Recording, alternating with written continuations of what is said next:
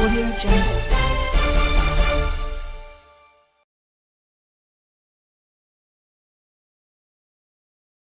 भारत भाग्य विधाता पंजाब सिंध गुजरात मराठा द्राविड़ उत्कल गंगा विंध्य हिमाचल यमुना गंगा उत्कल जलधि तरंगा तव शुभ नामे जागे तव शुभ आशीष मांगे गाहे तव जय गाथा जन गण मंगलदायक जय हे भारत भाग्य विधाता जय हे जय हे जय हे जय जय जय जय हे 500 and we have it was frankly because Ajay's idea when we started MANTHAN that we should also start with national anthem as per the vision of that of many counts including that. So tributes to him and welcome all for this evening function and prompt to introduce the Vikram has been a bit low-key in talking about the special occasion. I don't think there are many organizations in India which set out to hold these public events entirely voluntary, entirely driven by those who attend, young and old, and to do so continuously for 21 years, including during COVID.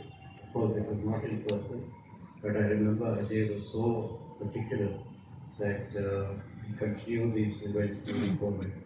And 500 talks over 21 years without corporate sponsorship, without any large-scale funding is quite an achievement.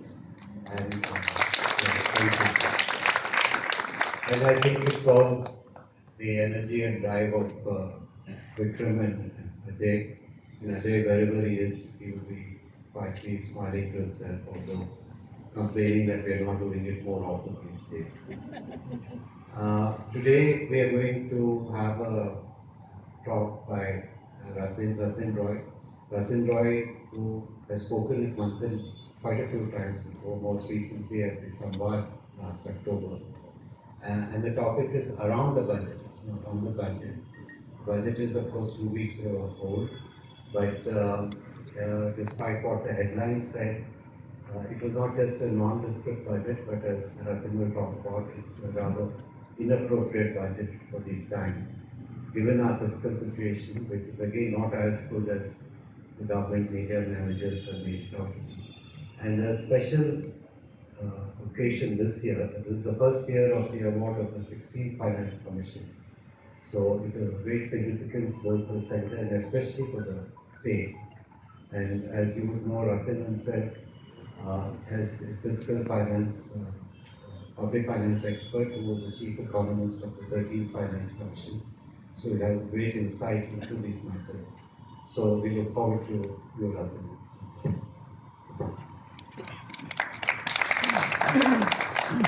Ram, and thank you to MANTHAN. It's quite an honor. I didn't realize that this was the 500th occasion of National Anthem being sung. And as a recent arrival in Hyderabad, a year and a half, it's quite an honor to have the opportunity to speak about what I'm going to do today. But I have a long talk today because I'm going to cover a lot of ground. So I'll get straight to it.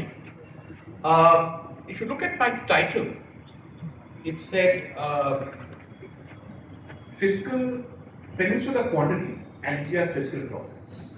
So the talk is likewise divided into 2 parts. I'll talk about it and then I'll move on to the finance issue. Now, the first thing about a budget that one often doesn't realize is that it gives you first and foremost an indicator of the size of the government in the economy. So the central government budget tells you how big the central government is, and then you get a sense of what it is doing in terms of what it is spending, and then you get a sense of where it's getting its money from. headline for the last 7 years, well, it's actually not coincident, it is coincident. Since demonetization, the government of India has been shrinking. It has been shrinking not voluntarily, but because it faces a situation which many failing governments, many failing states have faced in the past and done very little about because they're failing, which is it cannot collect the revenues it wants to collect. That's a very serious thing for the government. You can argue that the government is collecting too much revenue, or you can argue that the government should be bigger. But if a government cannot collect the revenues it wants to collect, and therefore shrinks its size, which is measured as total expenditure, then that is a very serious structural problem. And the fact that you're hearing this from me probably for the first time, except those who've heard me in the past, tells you that we have become like ostriches, hiding from this very important fact. We do not acknowledge it in policy, we do not acknowledge it in academia, we do not acknowledge it in civil service. I wrote about it when I was a member of the Fiscal Responsibility and Budget Management Committee, and the chairperson implored me not to say it. Like casteism and dowry, it has become one of those ugly secrets, except this time it belongs to the state. Why do I say it? It's simply true. The size of government is measured, and only measured, by its total expenditure as a percentage of the total expenditure or income of the country, which is the gross domestic product, right? So the share of total expenditure in gross domestic product gives you the size of government. And that, look at it from FY17.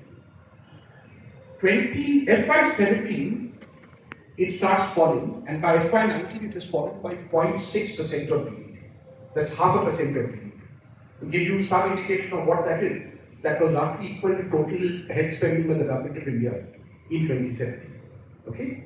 It's like wiping out the health budget. Okay, effectively. Then you have COVID, which has confused matters. So obviously COVID, the government had to spend more and GDP shrunk. So the size of the state increased and it shot up again to 17.7%. After COVID ended, it started falling again.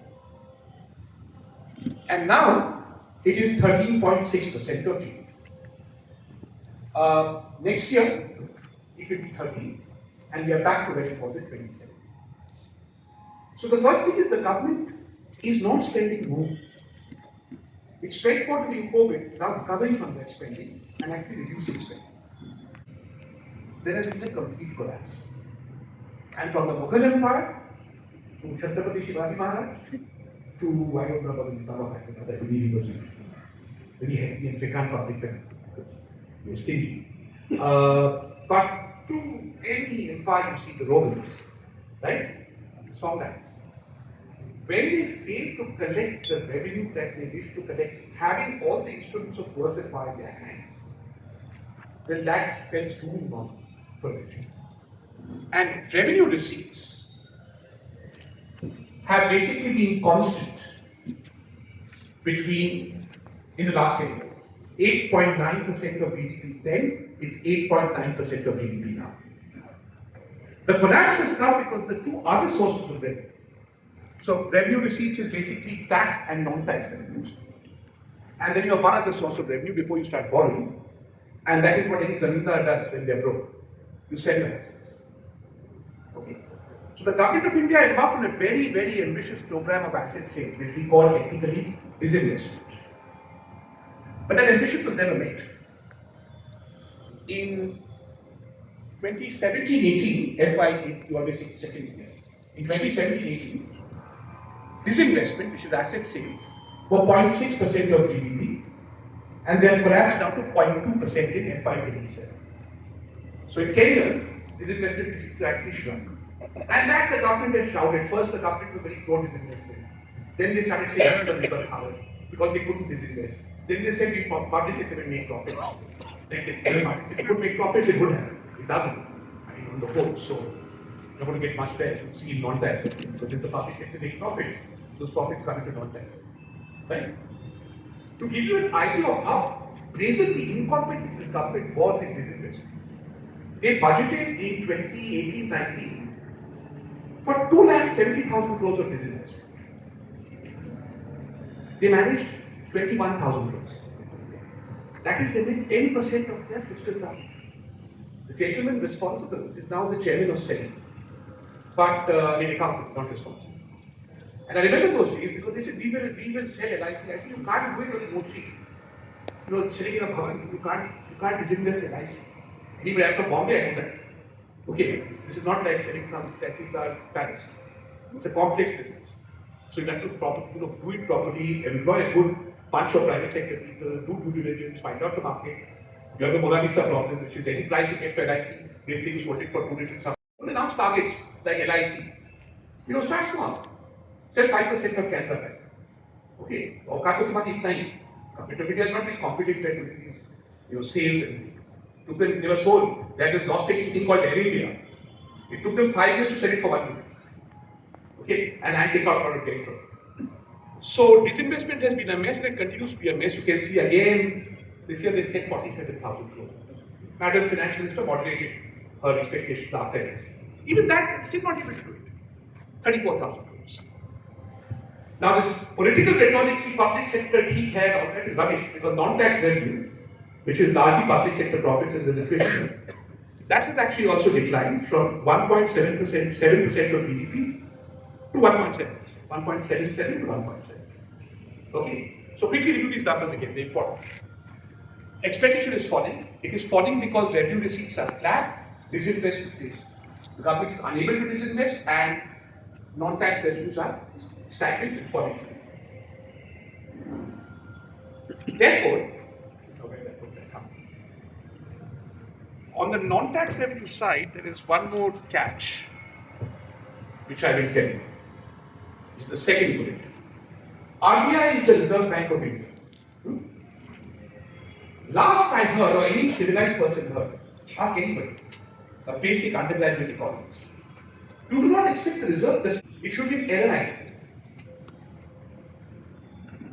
The Reserve Bank of India's dividends are now over 50% of total non-tax revenue, which means the Reserve Bank of India is giving the government more money to foreign exchange locally than Indian oil, Hindustan Petroleum, ONGC, which are supposed to be State Bank of India. So even this non-tax revenue is dependent on an accounting supplement, which is take the profits to central bank, take more and more profits to central bank, and put it on market. Okay.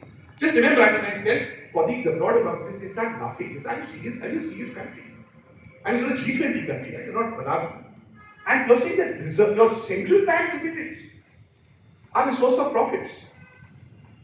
This is exactly what makes India such a figure of fun because they do it pompously. And then the media picks it up, and then CNBC asks you a budget deal. It is very good that the Reserve Bank dividend. I can cringe. Just cringing there, saying, "Oh my God, this is so embarrassing." This is like a government, who is saying like Swaraj and Hussain ke dhoti tohfe. Literally, Reserve Bank of India dividends. Problem also is that this whole thing has happened with a regressive tax system being put in place. Government, despite advice, because I work for government, advice, not just everybody, of course, don't try and stimulate the economy by cutting taxes. Because our entrepreneurs have realized that it's very clear in COVID that you don't need to make more things to make more money. What you need to do is to keep your costs down and sell less and keep your marketing down and go debt free to make money. This was the big lesson that the private sector in India learned from. So private sector companies went debt free, so no returns to capital. Real wages have been declining, so no returns to labor. My students today get in nominal terms, just right, the same salaries that those jobs gave in 2009-10, which is right. That's because wages have collapsed. So wages have collapsed, return to capital have collapsed, obviously dividends will go up. Right? On top of that, you said, okay, now you're not going to invest those dividends because you don't want to make more things and make more money. You want to make more money by selling what you're selling now with lower costs. Right? In the middle of that, if you go out there and give some tax cut based on the advice of, I don't know, economists from some weird university like Maryland, So those of you know what I'm talking about again. You're not going to get much. So they cut tax GDP ratios from 3.7% of GDP to 3.1% of GDP, and at the same time, people paying income tax are now paying more than corporates. But very few people in India pay income tax. You start paying income tax today if you earn more than 1 lakh rupees a month. That is 6 times the per capita income. 6 times the per capita income. Let me give you an example. The UK, you start paying income tax at 1/3 the per capita. Brazil, you start paying income tax at the per capita. The country some of us love to hate, Pakistan. Okay, bad country. They pay income tax, they start at 3 times the per capita. And why is that? Because of the story, it's on the ground. Because today, unlike when I started my life, I was earning, I was lecturer in a college for a while. I was earning 3,500 rupees a month. I paid tax. And I could actually dream of buying a house. There was no EMI if there was. With that, I could probably buy a house in Basan, certainly for the getting the idea there. With about 6 years salary. Today, the poor kid who's getting 65, 70,000, one cannot do that. No hope in hell. And therefore, they don't pay tax. So prosperity has collapsed, especially for the young, and therefore our total tax base, income tax base has collapsed. So with this comprehensive collapse across all methods available to government to raise revenue, the government is saying we will be fiscally prudent. Now this is, unfortunately, not an unconstrained choice. It has become a necessity. You are fiscally prudent because you have no choice. Therefore, you spend this. And so that's the first takeaway from this budget, and this is a takeaway I have been giving since 2018-19. So nothing new here. Or, I mean, for me, but this may be new to some of you. Not many people know that the government of India is shrinking. It's unable to collect taxes. It's unable to collect non-tax revenues. It's reliant on the RBI as a source of dividend, and its disinvestment efforts have collapsed. All right. When I was in, I get paid to go on TV. I make a lot of money this one day of the budget. So I just do it for the highest bid. It's not many. It's either Adani or Ambani. Two channels, Adani channel, Ambani channel. So, I mean, Sudarshan TV doesn't offer me another go. But it's not a circus. So on that, I mean, I love this about the Indian corporate sector, by the way. You should know this. I've been looking at the budget since 2013, since I came back to India. I have never heard anyone in the corporate sector say that any budget has anything to criticize about. It's always path-changing, game-breaking, wonderful. Because the corporate sector is deeply corrupt, so they can't afford to be honest. They'd say this because otherwise someone get angry with them. They'll have some black money, something, less said the better, all sorts of things happen. It's not just money, ask her people. But,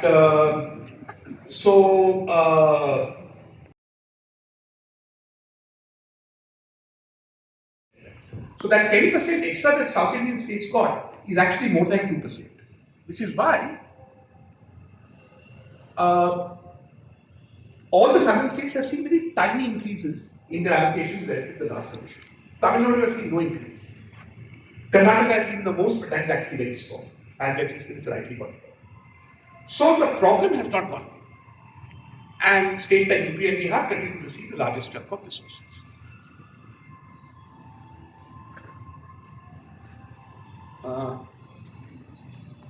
Now this is true. Finally, the commission has done something I think that is extremely, should I use the word? Let me use it, I'm very fed up. Illiterate. All finance commissions used to give states a grant. The main grant that states got was called the revenue deficit grant. Now this was not given to a state because they were unable to manage their finances properly. This was given because if you have fiscal needs and there is some structural constraint to your fiscal capacity, then it's not fair that that should hold you back in meeting fiscal needs. So finance commission would analyze state finances and evaluate whether the state had a structural constraint and give them a revenue deficit grant. Okay? And this commission has decided that revenue deficit grants are all about fiscal discipline of the bank. And I'm afraid it's incredibly underpaid, stupendously different. And if they bothered to read a bit of the history of Finance Commission, they understood that revenue deficit branch mainly went to places like Himachal, they went to Northeast. And most importantly, went to Kerala. Kerala was very important. Why? Kerala is a prosperous state. But a large part of Kerala's prosperity comes from exporting labor. So they get a major part of the income is remittances. You cannot tax them in remittances. Right? You cannot tax them, they're not part of your GDP, they're not part of your income. They're coming from elsewhere. Therefore, acknowledging this, previous commissions gave Kerala a revenue deficit. They have said, no, that's fiscally very bad in the budget. Alright. And the most egregious thing they have done, and this is where I am saying that there is some liability. Every commission, the one I worked in, which took a lot of my time, we would provide forward-looking estimates for the next 5 years for each and every state. What's going to happen to revenue, what's going to happen to expenditure, and use those forward estimates and criticize on them to provide a rationale for why a state was getting how much money, responding to memorandum, etc., etc. We're doing and throwing on this. This commission has just not done it. That is gone. There are no forecasts for state revenue and expenditure. There is miraculously a forecast for all states. And I can't in heaven's name see, professionally, how can you get a forecast for all states without having a forecast for individual states? So maybe they've done it and they're not told. In this case, I think Chinese, I doubt they're qualified. So it's not told you you've probably done something wrong which I can't. You can't do the public dicta. I mean, that's it. To do a forecast, they don't put it there. They've quoted some World Times study. I went to that study. It's all about debt. There's nothing to do, there's no estimates of revenue and expenditure. So, basically that means that the Commission has made its award without a concern on whether fiscal capacity measures up to fiscal. I'm almost done. Finally, this Commission has exceeded its terms of reference. And this is egregious. This is wrong. The Commission has seen it fit to recommend debt limits for all states. They have not asked for that. The terms of reference did not refer that the Commission shall look at it. They were told to focus on the vertical and horizontal distribution. They have on their own back exceeded the terms of reference and recommended debt savings. And again, those debt savings are biased towards central government. Now, states are, because of Article 292, state debt can be monitored to the central government. But central debt is up to them. So they've been given again a larger debt score, 3.5% of GDP target, than the states, who have an average target of 3% of GDP. So not just was this not asked for them to do, they have done it on their own, without any reference to the terms of reference. That's actually frankly illegal. But it has chosen to do so. Now it's a tragedy that our media, doesn't have the energy to read these things in a Finance Commission report. And I can talk to you about this, I can go and talk to universities about this, but these things never become a part of public discourse, and therefore people get away with murder like this Finance Commission. So, to conclude, the POR acknowledged this. And I can't say this, I don't keep denying it, but I think the present Cabinet Secretary was somebody who understood this challenge. He was from Tamil Nadu. I think he understood this challenge, so he cleaned up the Commission's Act and said, just look at the vertical and horizontal distribution, because the reasons are discussed. And that's the first two. On top of it, there have been things that the sector has been doing, with increasing the state share in centrally sponsored schemes, and actually imposing things called cesses. Cesses are taxes that are supposed to be temporarily imposed that are not shareable with the sector. The proportion of cesses as a proportion of total taxes has gone up from 3% when this government came to office to 8.5%. You can't share that with the sector. So the sector has been stealing from the states. And there is this political rupture. The obvious hope from this Finance Commission as a neutral constitutional body was that it would at least acknowledge this political rupture, discuss it, and provide a pathway to work towards solutions. That is very important. The fact it has chosen not to do so, continue to play games with this horizontal distribution, continue to give the centre the lion's share of the vertical distribution, abolish grants what it's not asked to do, which is talk about debt, tells me only one thing. This very important Finance Commission has abdicated its historical responsibility, and we will all, I suspect, live to regret this. Thank you.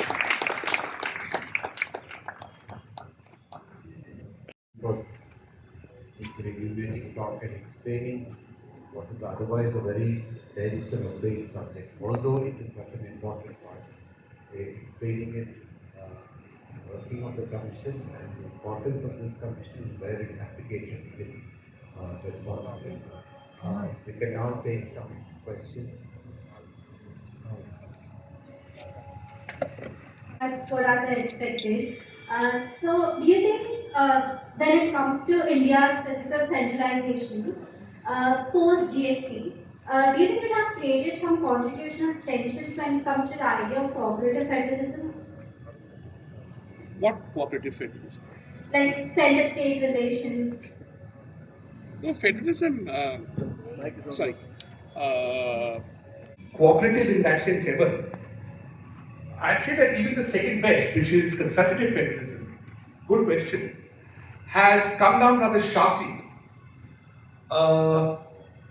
because there are two ways in which this fiscal conversation happens. One was the Finance Commission, which is constitutional, and other was something that used to exist when you were retired called the Planning Commission.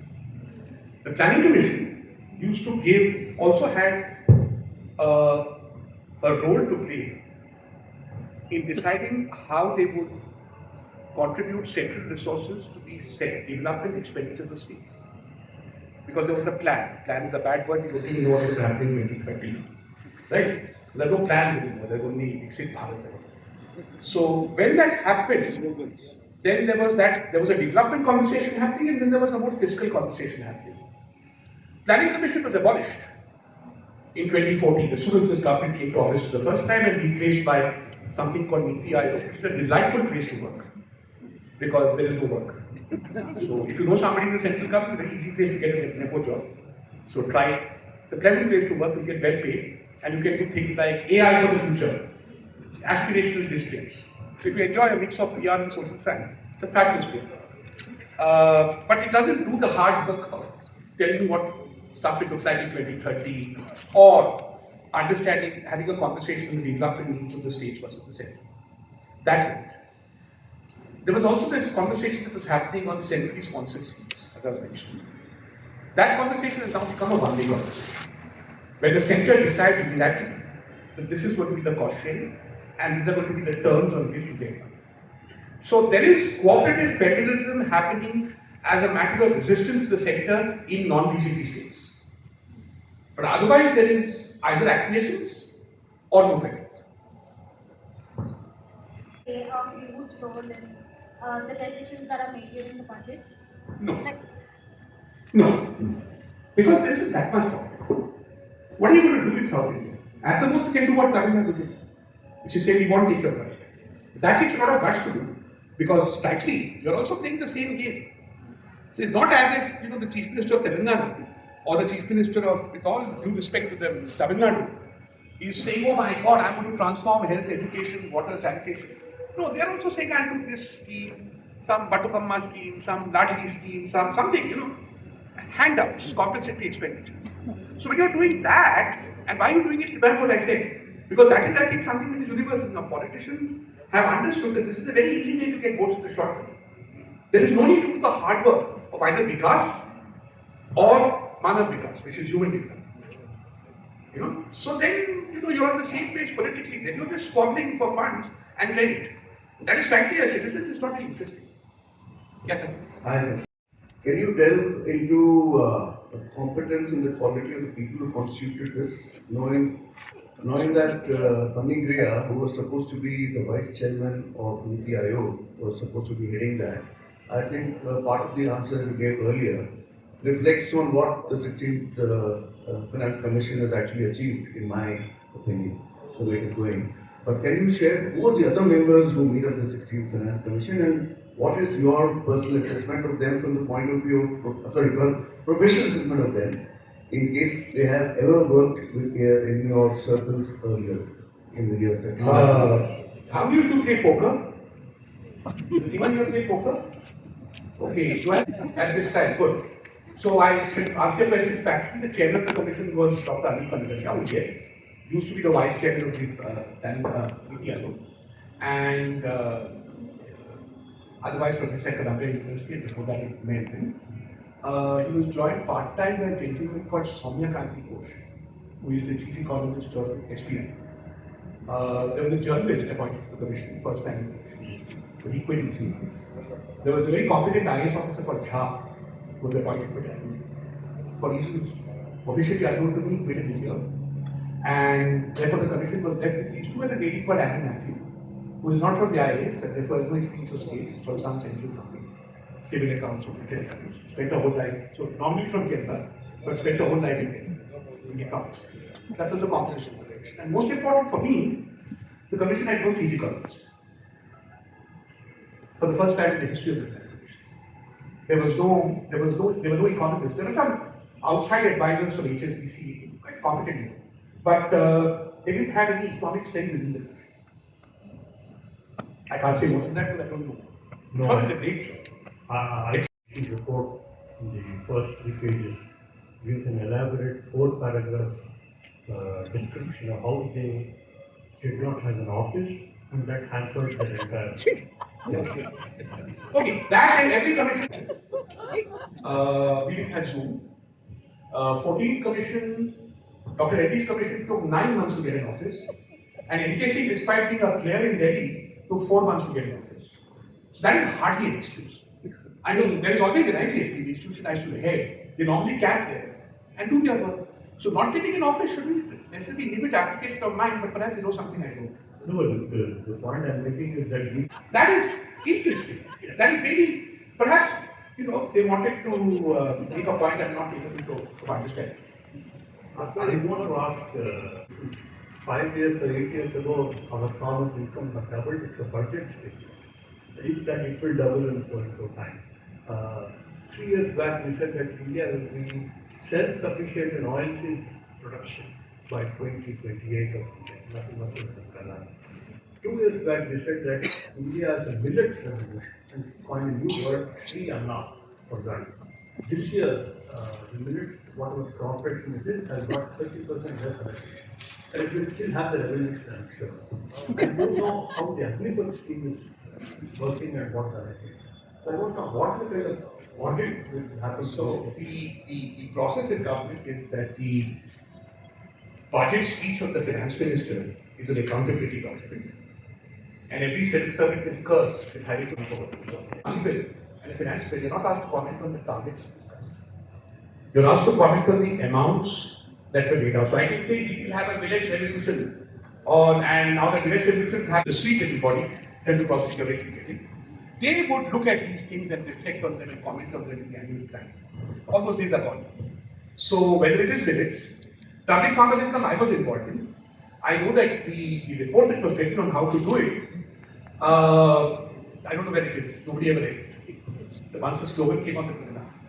So, there is no expectation that you have not spent it, you have to ask, you have to give an accounting for why. Not on the money they allocated last year. Yeah, then all you should do is write some English and say why did you spend it. Because it's mythical. That's enough. I mean, it has to be on file. It's all there. Just one quick question. The first slide, you talked about the income being flat as a percentage of GDP. Why then is expenditure falling? If income is flat, then expenditure should be flat too.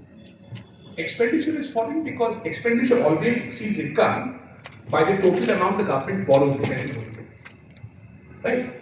So the government was borrowing something like 9% of GDP during COVID. Now, income is flat, borrowing is to come down because 9% is too much. If you like, I have a minute to explain that. It's very interesting reason by borrowing. The insurance companies, you add it all up, kitna paisa hai, how much I get? It's been happy for 30-40 9%. I know investment is 24, that's the truth. But when I count savings, it's only 9. So 24 minus 9 is 15, that is 15% of savings. We have had 3 committees on this in life. We don't know. So we call it physical saving. And I'm sorry to tell you that the analytical research on this is at the Palmer. Indians buy a lot of gold. I don't know. Indians put that money straight somehow into housing. I don't know. Black money. Black money. I don't know. It's all speculative. But I do know that. I do know one thing. When it comes to liquidity, governments can't borrow physical saving because it's not coming into the banks. Often, governments can't borrow. The private sector can't borrow physical saving. Public sector can't borrow fiscal savings. So whatever my saving is, the total financial savings available to government and the corporate sector and the organized public sector is 9% of GDP. Now, if the government of India is borrowing 5% of GDP and the state governments are borrowing 3% of GDP, how much is left for the private sector? 1%. This has been India's major macroeconomic challenge. That is why we need to bring the fiscal deficit down. Because otherwise, the cost of capital will become very, very expensive. So, if it becomes 3% sector, 3.5, and about 2.5, 3 states, and there's 3-4% left for the private sector, government doesn't borrow abroad. So add that other 4%, that's a healthy 8%. Okay? The rest is going to the informal sector. I don't know where it's going. Let me take the Hyderabad. I see a lot of gold shops here. So maybe you know where the fiscal savings is going. I don't. Okay, maybe it's going to Kachibagi or Tag Energy would be. I don't know. But whatever. More flat. There's a booming stock market, there's a booming real estate market, and so on. I mean, the domestic tourism is just crazy. You travel anywhere in the country, all star hotels are booked to full capacity off season. Now, that's the kind of situation. Star hotels in small towns. How do you explain this dichotomy? What I do know, how many people are under 30? Alright, good. Look at this. Look at, it's very interesting, this is important, I'm answering a question. They are a minority of the population here. They are a majority of India. When was the last time you guys went and spent money in a star hotel? Alright, what do you spend your money on? You go to Blue Tokai, I know. But apart from that, so you see, the majority of India, which is people under 40, their real wages are negative. And they are less prosperous than the same cohort of people 10 years ago. They're less prosperous than me when I was their age. So what is happening is that, after liberalization, a quick explanation, approximately I'd say 100, 150 range, it was about 60. You bought some property in Banjara or Jubilee Hills? Name that. Anywhere here you have bought property, Gachi, Baudi, Banjara, it's very challenging that way. Alright. Your kids have been educated now. They may not get jobs, that's their problem later. If you're lucky, you send them abroad. Now even Trump is stopping even that. How many of your kids are abroad? Most people are. It's an enjoying life. That is one. Second, of course, is in tier 2 and tier 3 towns. Right, actually Hyderabad also. That's why I mentioned the gold shops. There is a lot of what I call, Hindi सब समझते हैं? मैं दो भाग करता हूँ कमाई का. एक है मेहनत की कमाई और दूसरी है हराम की. तो भारत में मेहनत की कमाई से ज़्यादा किसी की समृद्धि बढ़ी. Not many people have become prosperous by going and making things or going and doing other stuff.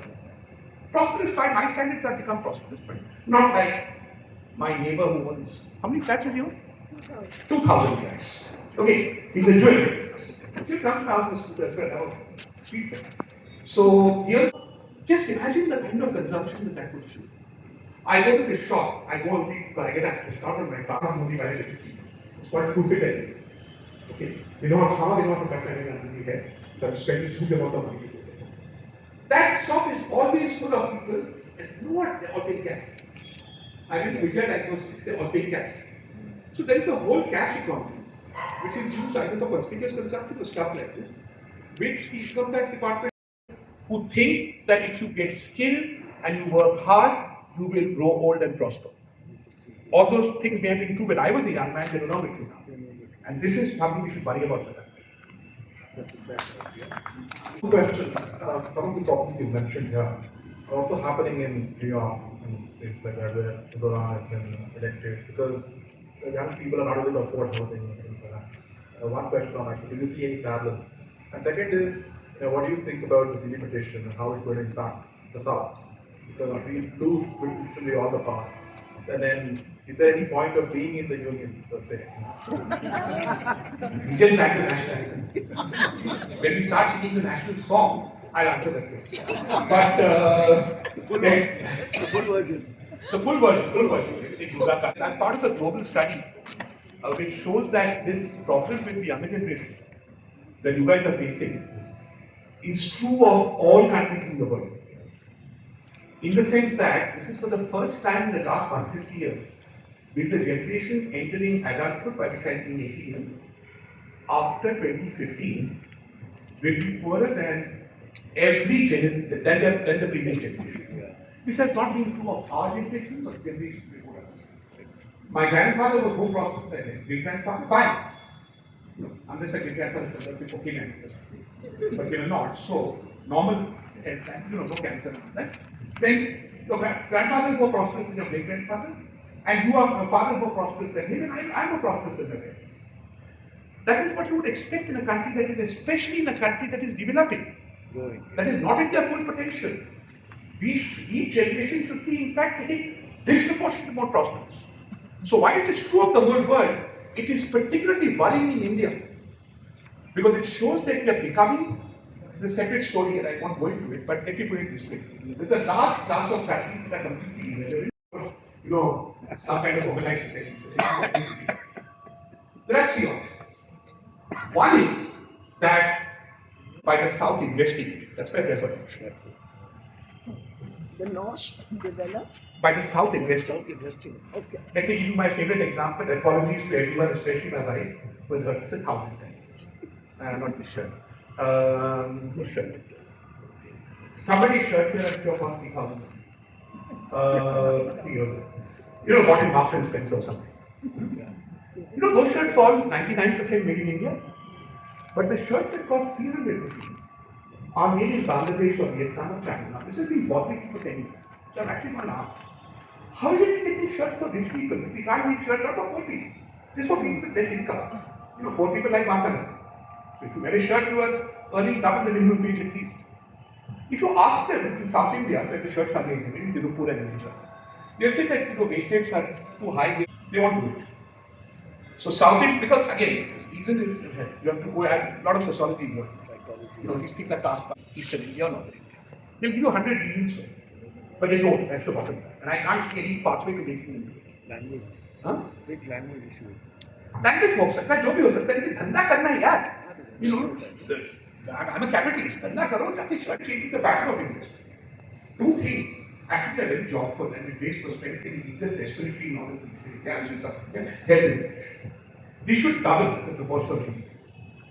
And you will see prosperity. But all this is not going to happen. That's one option, it's not happening. And please don't tell me about export-led growth. Export-led growth to me, I've been learning this from the age of 40. When Gandhi was asked, when he went to Gandhi for the Rampen conference, he was asked, what do you think of Western civilization? And he said, I think it would be a very good idea. So that's my view on exports. It's a very good idea. I don't know why I'm not able to do it, perhaps you do. I don't know, because you can only export stuff if you can make for your own people first. You can't do all this SEZ rules, it doesn't work. So anyway, that is one. The second is also my favorite option because my family is like that, my father's family. Biharis become Telugus. Large scale Biharis move here, that's logical economic solution. Which is Let the Biharis come here, then solve the demographic problems. It is happening. And become Telugus. It's happening already, right? No, because I can't think of a single Bihari who's a Reddy or a Kamma or a Vedama.